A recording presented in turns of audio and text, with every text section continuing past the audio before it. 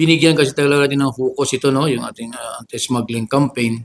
So, inaabangan natin, no, lahat ng mga posibleng pasukan nila rito sa Region 12, no.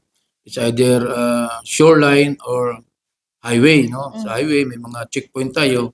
Sa mga shoreline, mayroon naman tayong mga monitoring teams na dinedeploy. Ngayon, di man natin totally, no, masilyado yung Region 12 kasi marami mang posibleng daanan. Pag nakapasok sila rito, binabantayan pa rin natin sa mga retailers nila, no, kung saan nila binibenta. So kahit nandoon na yan sa mga tindahan, basta smuggling yan, considered pa rin yan na illegal. So pwede pa rin nating ipa-confiscate o ipahuli sa ating mga kapulisan. So tama yung sinabi, there's a significant decrease, no, on the operation of smuggling activities, especially the entry of cigarette smuggling dito sa Region 12. Kasi hindi man tayo kasi tumigil, no? Tuloy-tuloy yung ating directives. And when in fact, yan din ang tuloy-tuloy na sinasabi ng National Headquarters sa amin.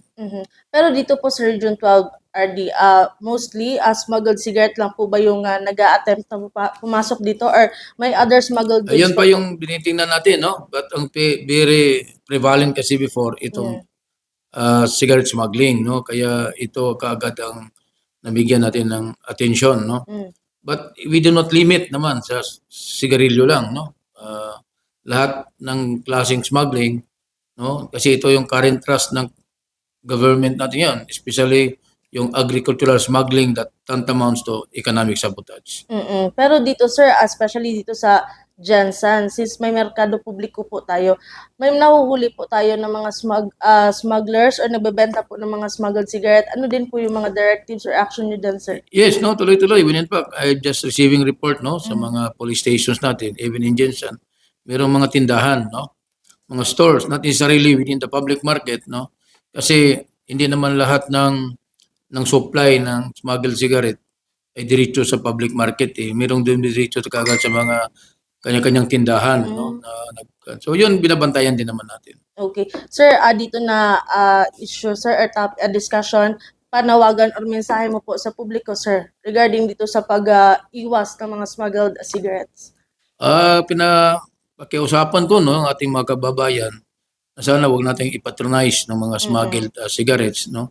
Kasi kahit hindi kayo ang nag-angkat nito mula sa ibang bansa kasi smuggle nga from other country na walang corresponding permits, no. Pwede rin kayong maging liable, no. Lalo na yung mga nagtitinda, no, magtitinda.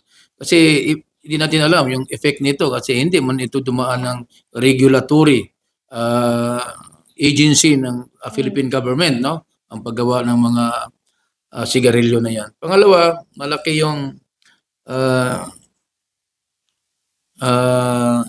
tax, no, na nawawala sa ating gobyerno dahil itong mga illegal o mga smuggled na mga items na pinapasok dito, hindi yan sila dumadaan sa tamang proseso, hindi sila napapatawan ng buwis.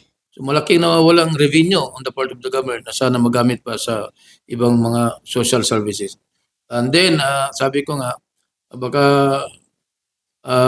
hindi natin alam yung component, no? Component ng sigarilyo sa paggawa nila. As I mentioned na hindi dumaan ng regulatory agency ng Pilipinas. So baka iba yung effect sa health natin, no? Yeah. Just the same, sigarilyo yan, masama man talaga yung epekto sa kalusugan.